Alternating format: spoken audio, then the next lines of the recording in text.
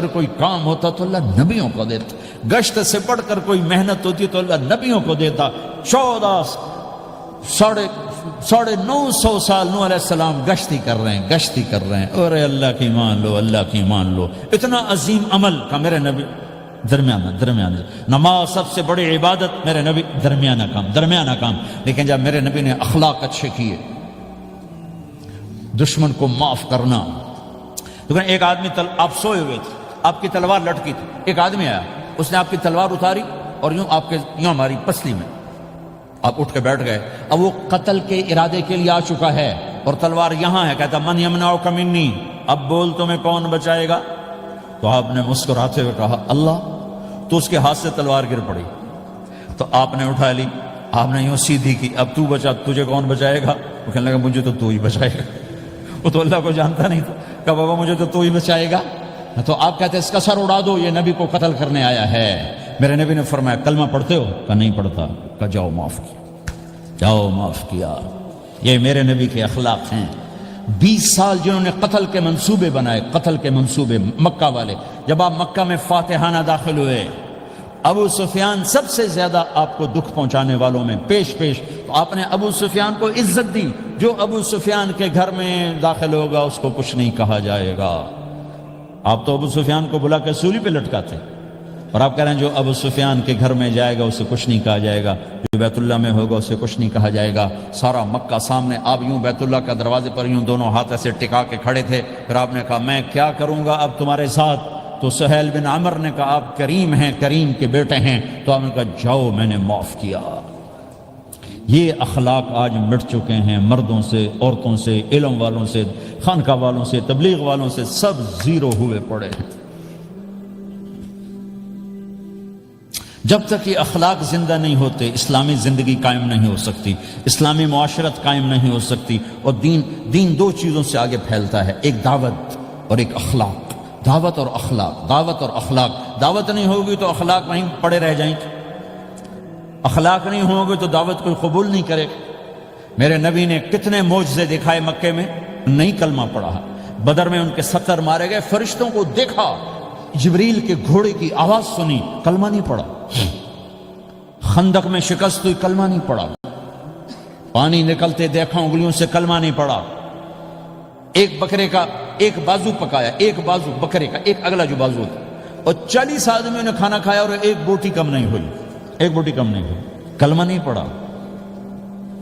لیکن جب میرے نبی نے کہا جاؤ معاف کیا تو سارے ہی کلمہ پڑھ گئے کہ واقعہ یہ اخلاق نبی کے ہو سکتے۔ حنین کی جنگ میں جب بھاگے لوگ، شکست ہوئی، تو ایک صحابی کا بھاگتے ہوئے پاؤں ہمارے نبی کا پاؤں پر آیا، اور جوتا سخت تھا، تو آپ نے کہا اوجعتنی، اور آپ کے ہاتھ میں چھڑی تھی، آپ نے اس کو یوں ماری، تو اوجعتنی، ارے تو نے مجھے کتنا زیادہ درد پہنچایا، دکھ پہنچایا۔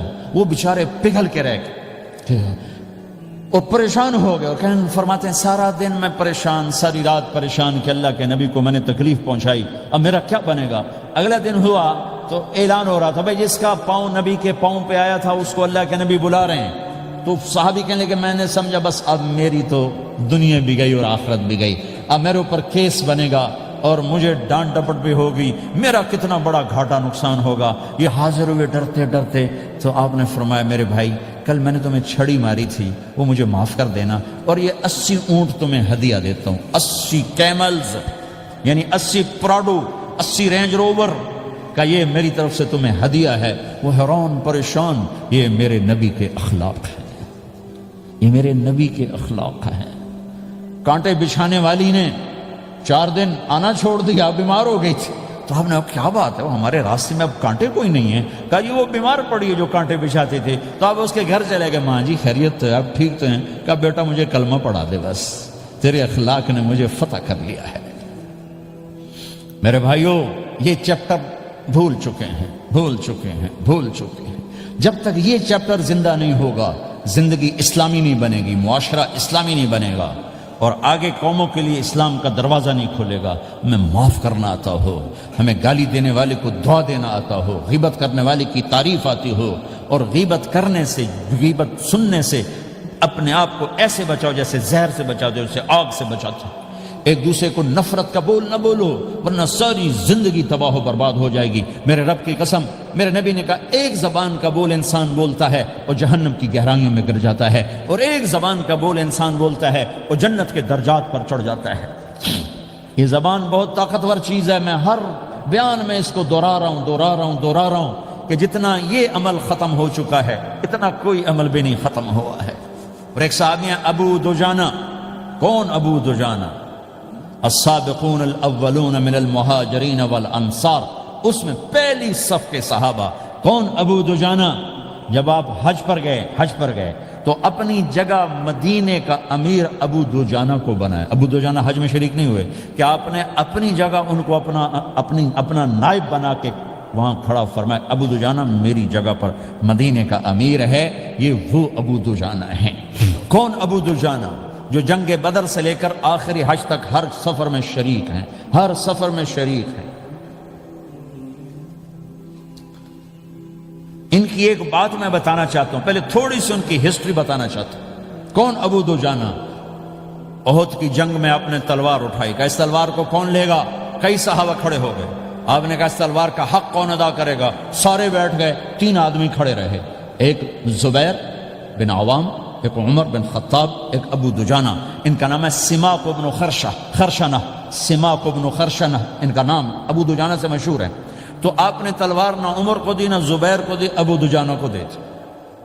تو عمر رضی اللہ عنہ نے تو محسوس نہیں کیا، حضرت زبیر نے محسوس کیا کہ اس کو کیوں دی، مجھے کیوں نہیں دی؟ میں مہاجرین میں سے ہوں، میں پھوپھی کا بیٹا ہوں، میں اس سے دلیری میں کم نہیں ہوں۔ بلکہ حضرت زبیر کی دلیری کی تو دھک تھی، جدھر سلوار چلتی تھی کاٹتی چلی جاتی تھی، کہنے کہ میں دیکھوں گا یہ کیا کرتا ہے۔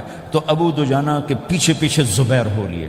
تو ابو دجانہ نے جو حملہ کیا تو 3000 کا لشکر تھا، اس کو چیر کے پار نکل کے، پورے لشکر کو کاٹ کے پار نکل کے، اور آگے عورتیں کھڑی تھیں جو مکے کے لشکر کو تیار کر رہی تھیں۔ نحن بنات طارقی نمشی علی النمارقی مشی القتل بوارقی المسک فی المخالقی المسک فی المفارقی والدر فی المخالقی ان تقبلوا نعانقی وتدبروا نفارقی فراق غیر وامقی۔ یہ گانا گا رہی تھیں اور ان کو تیار کر رہی تھیں۔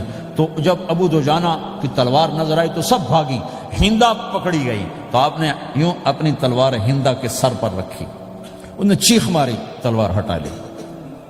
تو زبیر پیچھے پیچھے کہ کیا کیا ہے؟ جنگ میں اگر کوئی عورت حصہ لے اسے مارنا جائز ہے، ویسے جائز نہیں ہے، عورت کو، بچے کو، بوڑھے کو ہاتھ لگانا جائز نہیں ہے۔ تو انہوں نے کہا تلوار کیوں نہیں چلائی؟ کہا میرے محبوب کی تلوار ہے، عورت کے خون سے رنگین کر کے اس کی شان نہیں گھٹانا چاہتا، یہ میرے نبی کی تلوار۔ پھر واپس ہوئے، پھر اٹیک کیا اور پھر مجمع کو چیر دیا۔ سامنے ایک آدمی آ رہا تھا ہاتھی کی طرح، اتنا لمبا موٹا تازہ۔ تو زبیر کہنے لگے میرے جی میں آیا کبھی اس کی ٹکر ہونا، پھر میں دیکھوں ابو دجانہ کیا چیز ہے۔ تو اللہ کا کرنا ایسا ہوا، ابو دجانہ دونوں آمنے سامنے ہو گئے۔ تو وہ ایسے شاہ سوار تھے کہ دونوں طرف کے لشکر ذرا تھم گئے اور وہ دونوں بھڑ گئے۔ ابو دجانہ کے اپنے جوہر، اس پہلوان کے اپنے جوہر، غبار اٹھا، مٹی اٹھی، اور اس کی اپنی طاقت، ان کی اپنی طاقت، انہوں نے ابو دجانہ کو اس نے زخمی کر دیا۔ ابو دجانہ نے جو جوش میں آ کے ماری تلوار، اس کو لگی یہاں، تو اتنی طاقت سے لگی کہ اس کے نیچے اتر کر 2 ٹکڑوں میں تقسیم کر دی۔ یوں ماری، ایک حصہ ادھر ایک حصہ، پھر یوں دیکھا اور اپنے چہرے سے لوہے کی ٹوپی اتاری، اما ترا انا ابو دجانہ، کیا دیکھ رہے ہو؟ میں ہوں ابو دجانہ، تلوار صحیح لی ہے میں نے، غلط نہیں لی۔ یہ ابو دجانہ ہیں۔ اور جب شکست ہو گئی احد کی جنگ میں، اور پھر 10-12 آدمیوں نے آپ کو گھیرے میں لیا ہوا تھا، ان میں ایک ابو بکر تھے، عمر تھے، علی تھے، طلحہ تھے، زبیر تھے، سعد بن ابی وقاص تھے، اور سہل بن حنیف تھے، عبادہ قتادہ بن نعمان تھے، اور ابو دجانہ تھے رضی اللہ تعالی عنہم۔ ان میں سے ایک ابو دجانہ بھی تھے۔ اور یمامہ کی جنگ میں ابو دجانہ شہید ہوئے، یمامہ کی جنگ میں شہید ہوئے۔ یہ ابو دجانہ کی تھوڑی سی سیرت آپ کے سامنے آئی ہے۔ اس کے بعد اب آپ ان کے قول کو سنو تاکہ اس کا وزن آپ کے سامنے آئے۔ یہ بدر کے شریک ہیں، اللہ کے نبی نے کہا بدر کا صحابی جو مرضی کرے بخشا گیا۔ یہ صلح حدیبیہ کے شریک ہیں، اللہ نے قرآن میں کہا لقد رضی اللہ، میں ان سے راضی ہو گیا۔ یہ صحابی ہیں، اللہ نے کہا کلا وعد اللہ الحسنى، اے میرا نبی تیرے ہر صحابی کے لیے جنت کا وعدہ ہے۔ اور اب یہ کیا کہتے ہیں؟ یہ کیا کہتے ہیں لوگو؟ ان ارجع عملی عند، لوگو میرے پاس ابو دجانہ میرے پاس بخشش کا سب سے بڑا عمل جانتے ہو کیا ہے؟ بدر نہیں، احد نہیں، حدیبیہ نہیں، خندق نہیں، خیبر نہیں، فتح مکہ نہیں، آخری حج نہیں. کیا ہے؟ کیا ہے؟ لوگو ان ارجع عملی عندی، میرے پاس آخرت میں بخشش کا سب سے بڑا عمل بس ایک ہے کہ ما آذیت احدا بلسانی، میں نے اپنی زبان سے کبھی کسی کو دکھ نہیں پہنچایا. ولا اجد فی قلبی غلا لاحد، اور میرے دل میں کسی کے لیے بغض کوئی نہیں ہے، بس یہ میری بخشش کا عمل ہے. تو بھائیو، نبی کے اخلاق میں دو چیزیں لے لو، ایک زبان سے کسی کو دکھ نہ دو، ایک دل میں کسی کا بغض نہ رکھو. اللہ کی قسم بغیر حساب کتاب کے جنت میں جاؤ گے.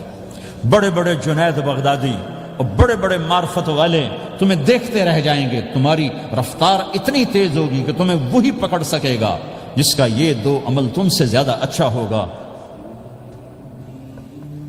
جس روڈ پہ رش ہوتا آپ وہاں سے گاڑی ہٹا لیتے ہو، ادھر نہیں جانا، ادھر رش ہے، وہ سائن وغیرہ آپ کو آ جاتے ہیں کہ ادھر بلاک ہے، ادھر نہیں جانا، ادھر جانا ہے.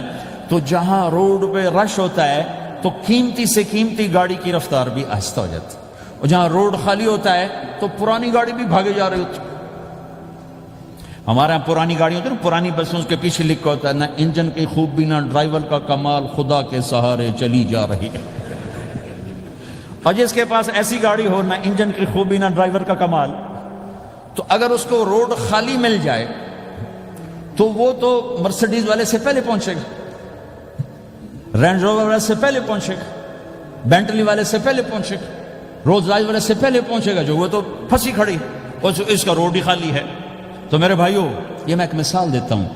عبادات کی روڈ پہ بہت رش ہے، نمازی بے شمار ہیں، روزے دار بے شمار ہیں، عمرے والے بے شمار ہیں، حج والے بے شمار ہیں، اور تہجد گزار بے شمار ہیں، علماء بے شمار ہیں، حافظ بے شمار ہیں، ذکر والے بے شمار ہیں، بہت رش ہے، تبلیغ والے بے شمار ہیں.